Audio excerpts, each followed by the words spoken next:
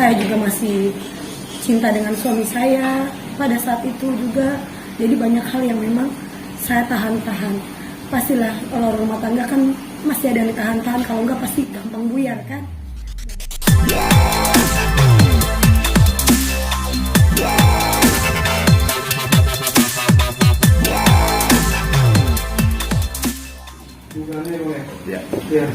Ya itu tadi yang saya bilang, tindak kekerasan itu seperti fenomena gunung es. Sebetulnya dari yang terlapor sama yang tidak terlapor itu jauh lebih banyak kejadian yang tidak terlapor. Nah, saudari Vicky ini itu adalah salah satu contoh yang selama 10 tahun mengalami tindakan kekerasan psikis dan beliau tidak berani melaporkannya.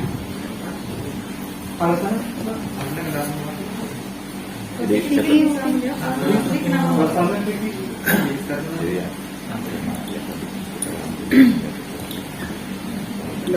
baik, banyak hal ya mas, banyak hal. Nama baik juga, malu juga pasti. Saya juga masih cinta dengan suami saya pada saat itu juga. Jadi banyak hal yang memang saya tahan-tahan. Pastilah kalau rumah tangga kan masih ada yang ditahan-tahan, kalau enggak pasti gampang buyar kan. Mau bagaimanapun masalah kecil ditahan, masalah kecil ditahan, lama-lama kan kayak gunung es, lama-lama meledak juga gitu. Saya nggak berani ngomong ya memang karena saya pada saat itu ingin menyelamatkan rumah tangga saya, udah itu aja. Kekerasan yang dialami baik psikis maupun fisik itu apa sih? Nah, kalau menurut saya bentuk kekerasannya tidak untuk konsumsi publik, tapi itu dialami. Itu yang dialami. Iya. Sampai memukul gitu enggak, Pak? Tidak, bukan fisik, jadi psikis dan verbal. Jadi selama kekerasan ini kamu alami dan tidak terpublikasi keluar, apakah selama itu ada ancaman terhadap diri kamu atau seperti apa?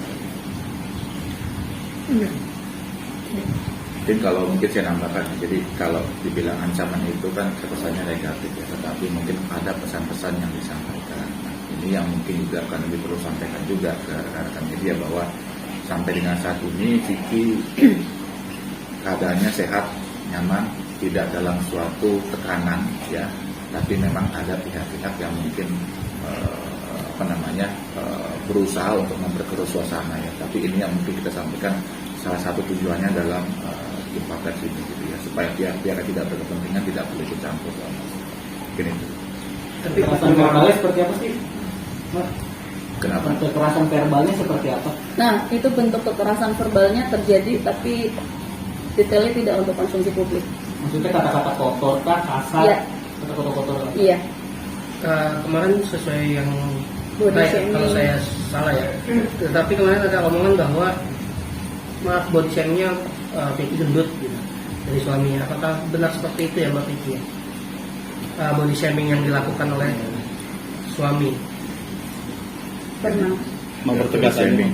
Iya, body shaming. Jadi Ya, kurang lebih seperti itu. Mbak Vicky, apa yang bikin Mbak Vicky akhirnya sekarang berani buat bicara? Kan kemarin sempat katanya menjaga nama baik kamu itu, sekarang akhirnya mau berani bicara tuh apa dorongan keluarga kah atau mungkin memang sudah tidak tahan? Sabar, ada waktunya mas. Itu aja. Mbak Vicky mungkin selama mengalami kekerasan verbal dan masalah di rumah tangganya sempat curhat nggak sih ke kakak, adik atau ke keluarga? Pasti kan ada untuk sharing, melumpahkan unek-unek gitu. Ada, tapi buat saya lebih baik kalian sendiri dulu. Untuk hal-hal seperti itu mungkin orang-orang terdekat yang melihat, seperti orang yang kerja sama saya, yang tahu aja kayak gitu-gitu sih.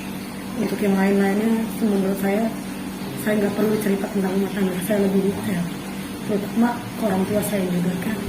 Berarti orang tua, keluarga tidak tahu ya? Tahu pada akhirnya.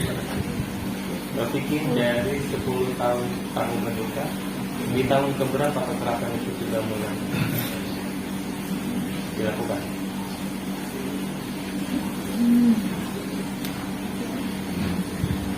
Ya mungkin nggak tahu ya tahun berapa ya, saya nggak bisa jawab mas. Saya nggak ingat. Mungkin maksudnya Vicky nggak mengingat tahun pastinya, tapi Sudah pasti lama dialami terjadi. sudah lama Sering terjadi. nyeplos kata-kata kasar, nggak enak aja. Karena Oke, mungkin selain KDRT kan katanya ada dugaan perselingkuhan juga, itu seperti apa Pak? Apakah ada will Mbak menjadikan suami jadi kasar ke Mbak Vicky gitu? ya, Itu sepertinya harus dikonfirmasi langsung ke pihak komen. laki-laki.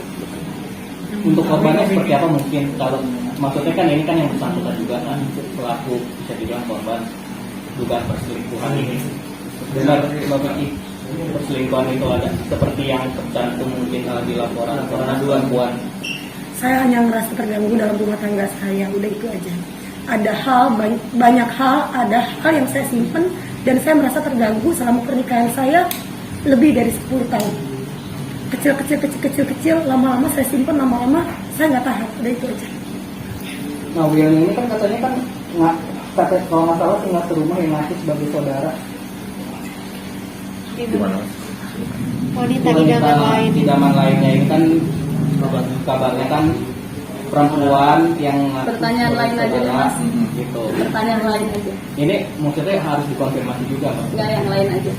Tapi yang lain termasuk Jadi nggak mau klarifikasi soal dugaan itu. Nah, tapi setelah kasus ini muncul ke publik, ada reaksi nggak dari dia? Maksudnya apakah mungkin bentuk ancaman? Tadi sudah kita sampaikan Mas ya, itu dari awal tadi. Vicky sampai saat ini nyaman, ya sehat ya. Kalau ditanya apakah dari sana ada respon, tentunya ada respon, tapi sifatnya hanya untuk berkomunikasi. Itu aja ya cukup ya. Jadi tidak ada sifatnya ancaman, tidak ada sifatnya untuk mendesak Intimidasi. atau intimidasi ya, gitu ya. Nggak ada intimidasi, Pak. Tidak ada. Kenapa sekarang Pak mau jawab soal William itu kemarin, sedangkan di Komnas Perempuan kan 3 poin yang salah satunya itu adalah perselingkuhan. Ya. Jadi Apakah ada dorongan dari sana, ancaman atau seperti apa mungkin sampai akhirnya sekarang respon tidak mau berbicara hal itu? Tidak, tapi